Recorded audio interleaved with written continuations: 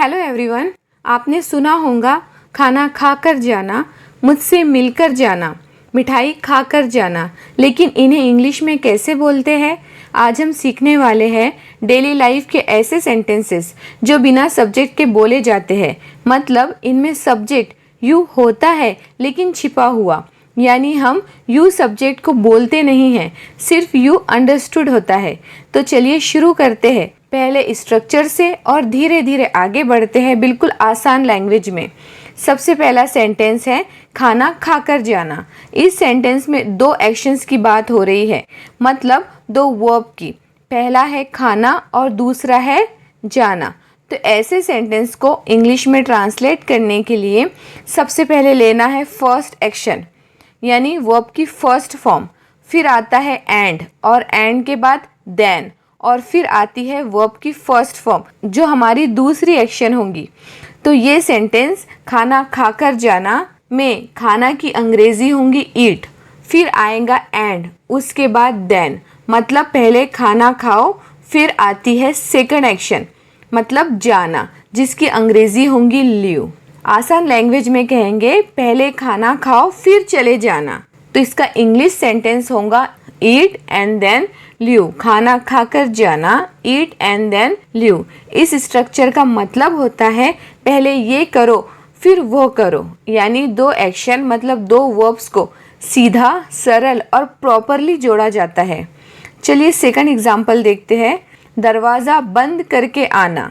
दरवाज़ा बंद करके आना, यहाँ भी दो एक्शन है, एक दरवाज़ा बंद करना और दूसरी आना मतलब अंदर आना। इस वाक्य को इंग्लिश में ट्रांसलेट करने के लिए फर्स्ट एक्शन मतलब पहले वर्ब की फर्स्ट फॉर्म का यूज़ करना है जो है बंद, और बंद की अंग्रेजी होती है क्लोज। फिर किसे बंद करना है? तो दरवाजे को बंद करना है। दरवाजे की अंग्रेजी होती है डोर, लेकिन यहाँ हम स्पेसिफिक दरवाजे की बात कर रहे हैं तो उसके आगे लगेगा द आर्टिकल द डोर। फिर एंड। अब यहाँ हमें दो एक्शंस को सीक्वेंस में जोड़ना है, मतलब एक काम हो जाए तो उसके बाद दूसरा काम किया जाए। इसके लिए यूज़ करेंगे देन। देन के बाद आएगी सेकंड एक्शन आना, जिसकी अंग्रेजी होती है कम।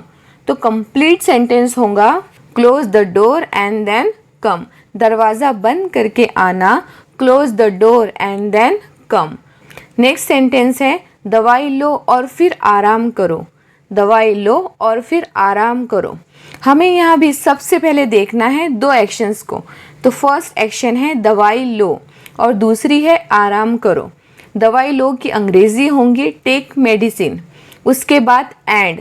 अब पहली एक्शन से दूसरी एक्शन को जोड़ने के लिए देन लगाना है।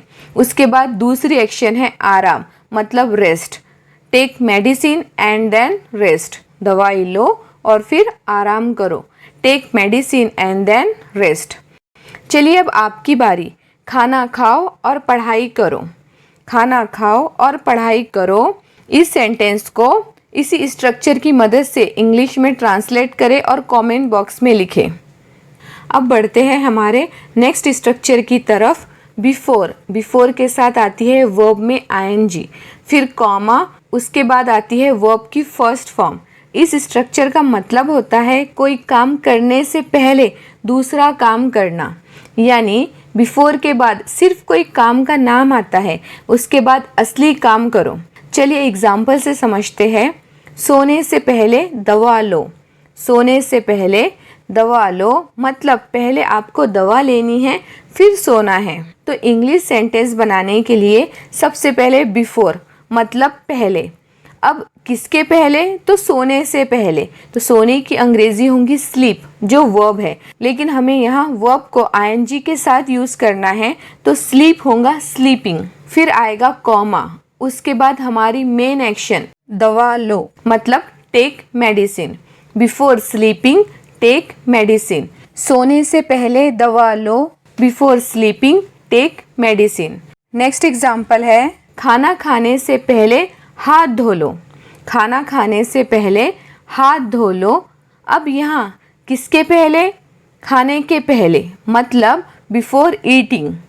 फिर आएगा कॉमा और हाथ धोने की अंग्रेजी होंगी वॉश हैंड्स।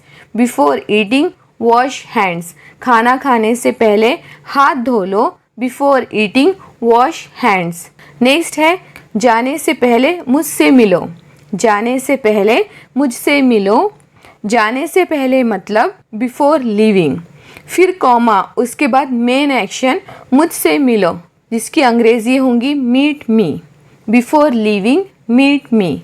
जाने से पहले मुझसे मिलो, before leaving meet me. So friends, अब आपकी बारी। इस स्ट्रक्चर की मदद से बोलने से पहले सोचो, बोलने से पहले सोचो। इस हिंदी वाक्य को इंग्लिश में ट्रांसलेट करके कमेंट बॉक्स में लिखें। सो गाइज, इन दोनों स्ट्रक्चर की मदद से आप बहुत सारे सेंटेंसेस बना सकते हैं। अगर वीडियो पसंद आए तो लाइक और शेयर करें और हमारे चैनल को सब्सक्राइब करना ना भूलें। मिलते हैं नेक्स्ट वीडियो में, तब तक कीप लर्निंग।